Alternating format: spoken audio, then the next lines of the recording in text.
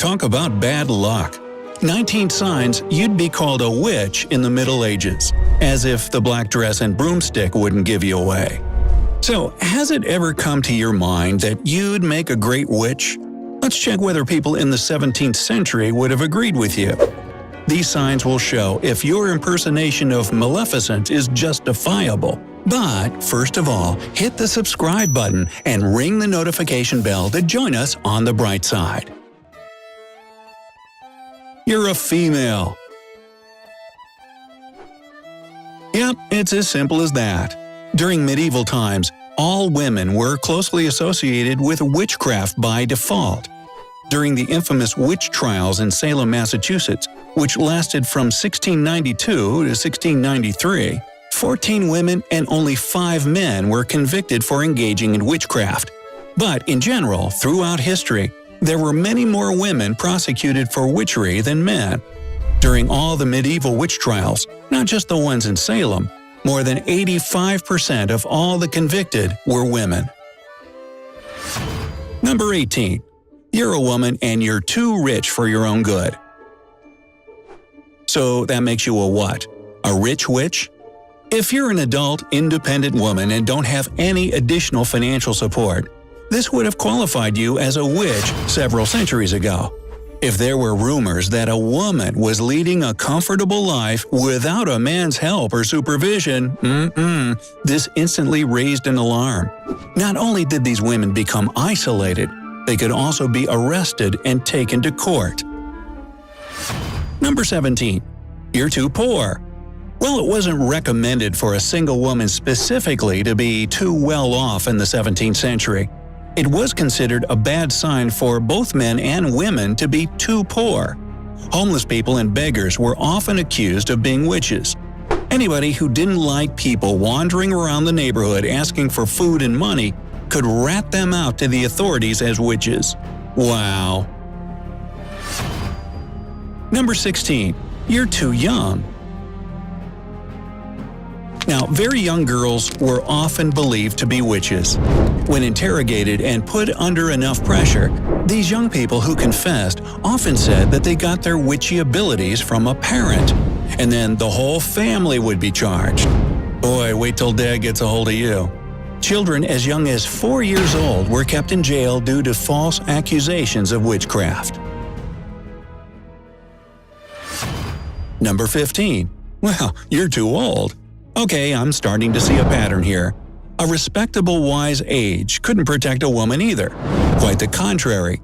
Older women, whether they were married or not, were extremely vulnerable to accusations. It was believed that evil forces helped these women reach such an old age. Number 14. You're a married woman with too many kids. According to popular opinion back then, only dark magic could provide a woman with an extremely fertile womb. And if there was a young couple in the neighborhood that had problems conceiving or giving birth to a baby, what else is she going to give birth to, a raccoon? Well, this was a clear sign that a mother with too many children stole their potential kids from them. Thus, there was no doubt that she was a witch. Number 13. You're a married woman with no kids. Come on now, you're kidding, right?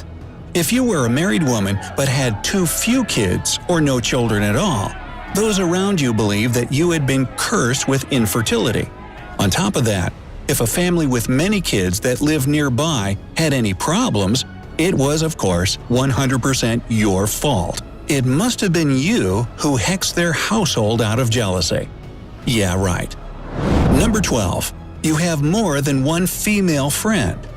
Now, if you were a woman who had several female friends and you gathered together without a male presence, you could be suspected of witchcraft. One of the infamous witch hunters, Matthew Hopkins, actually started this whole business after overhearing several women just hanging out. They were talking about things that, in his opinion, were connected with witchery. Number 11. You're a woman who has argued with a friend or a neighbor. Witch hunters held such power in the community and were feared so much that many people used it to their advantage and accused their enemies of witchery.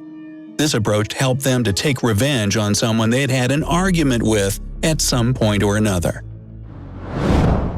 Number 10. You have a rebellious character.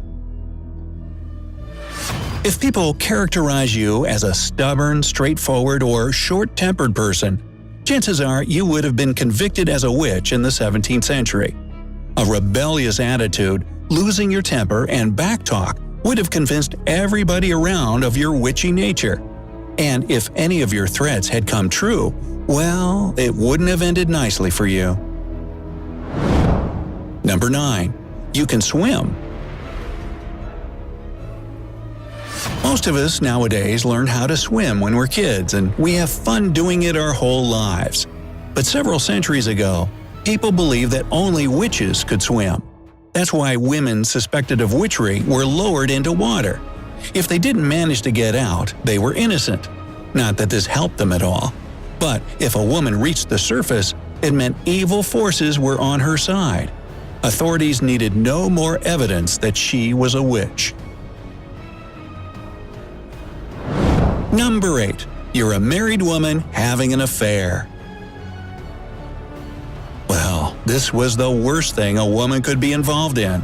If her adultery was caught, there was no way at all to avoid being convicted as a witch. She had no chances of survival in this case. Number 7. You try to predict your future husband's identity. You know those games kids play that tell you the name of your future husband or wife, where you'll live, how many kids you'll have, and whatnot? Innocent child's play, right? Well, not during medieval times. A woman named Tituba encouraged girls to fortune-tell the names of their future husbands. As a result, she became the first woman in Salem who was convicted as a witch. Number 6. You're a midwife. Unfortunately, midwives who helped other women during pregnancy and labor were considered witches in the 17th century. Authorities believed that their knowledge of herbs and ancient medicine was connected with evil forces. Not to mention, people thought that this profession was demeaning and unclean, and that's why helpful and useful midwives were targeted. Wow, still longing for the good old days? Number 5. You have a habit of talking to yourself. If you occasionally mutter something to yourself, be it a shopping list or an earworm, you must be a witch. At least that's what people in the 17th century believed. For example, in 1692, during the Salem trials, a woman named Sarah Good was accused of practicing witchcraft. She happened to have a little habit of talking to herself, and she'd often do this as she was leaving her neighbors' houses. And while Good claimed that she was reciting psalms, accusers stated that she was casting spells, and thus she was convicted. Number 4. You aren't good at public speaking. Now, if you lose heart every time you have to speak in public, you would have been at risk for being called a witch during the Middle Ages. Wow, Dale Carnegie, where are you? At that time, people believed that witches couldn't read the Bible out loud. That's why one way to test a person was to make them read from it in front of a crowd. If the suspect couldn't read it aloud or stumbled, this meant that they practiced witchery. Yeah, I get the connection. As you see, nobody cared about the fact that most people during those times were either illiterate or felt uneasy speaking in public. Besides, all of them were utterly terrified. I mean, wouldn't you be too if you were accused and standing in front of a crowd of angry people trying to prove your innocence? Holy Margaret Hamilton! She's the witch from The Wizard of Oz. Number 3. Milk or butter has gone bad in your fridge. Since when did they have refrigerators back in the 17th century? Well, during the Salem witch trials, several people testified that dairy products often spoiled in the presence of a witch. Well, you better check the expiration dates of the milk and other dairy foods in your fridge. Who knows what your neighbors might think?